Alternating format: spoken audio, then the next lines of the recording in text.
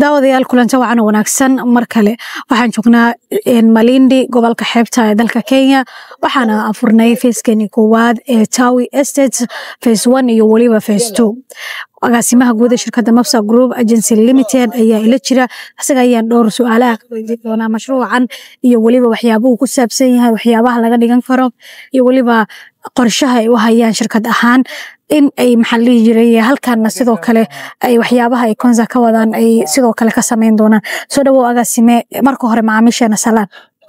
ومسنتي مرة وعدوهي السلام عليكم ورحمة الله وبركاته معامل وان إذن سلام أمان wata wareysigeennii horeeyay waxaan ku sheegnay inaan mal u imaanay inaan furayno phase 1 iyo 2 maanta waan furnay dareenkaagu waa sidee marka hore والله الحمد لله وفرحة الله سو كل كارين waayo wixii oo maanta macaamiisheena naga codsadeen maanta ilaahay wuu noo fududeeyay waana wixii waan furnay alxamdulillaah maanta waxaan isdhihi karaa riyadii oo macaamiisha ay qabeen waan u fulinay haddana almost 15 boos camal waan gadnay shaqadana way sii socotaa insha Allah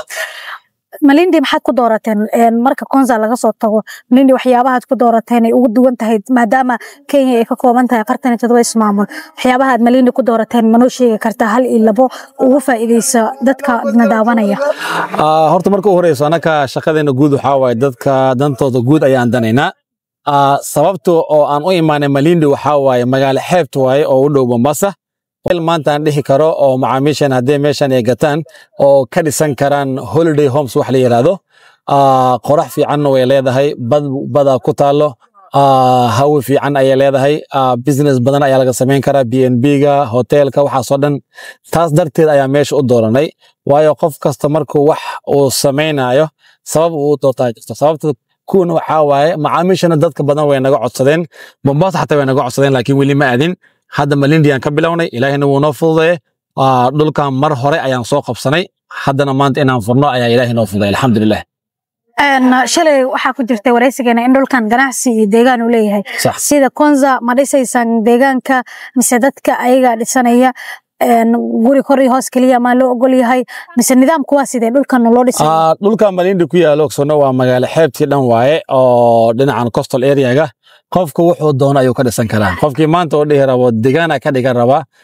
gurigiis waa u dhisayna hadii guri kori hoos iyo waxay ka yihiin laakiin xor waxa u tahay inaad dabaq ka dhisan kartid guri gaaban ka dhisan kartid waxa aad maanta doontid ka sameeysan kartid marka malahan miya wax la dhahayo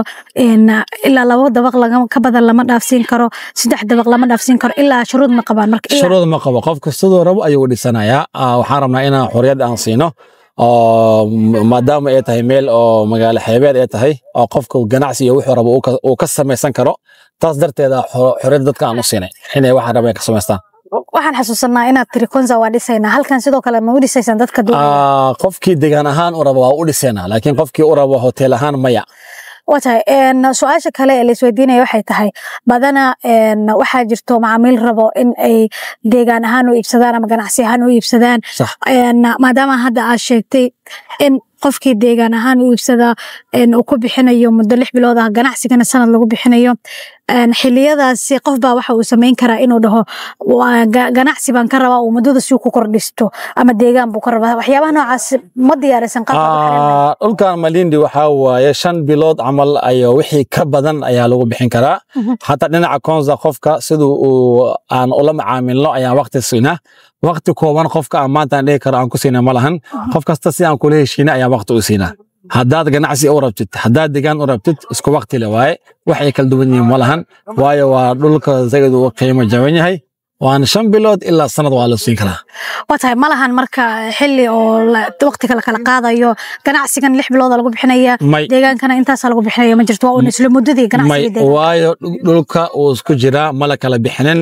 kulli waa isku meel ay ku yaalaan kuma dhihi kari booska number 1 waa ganacsi kan waa deegaan kuma dhihi kari qofka sidoo u gatay ayay ku xiran tahay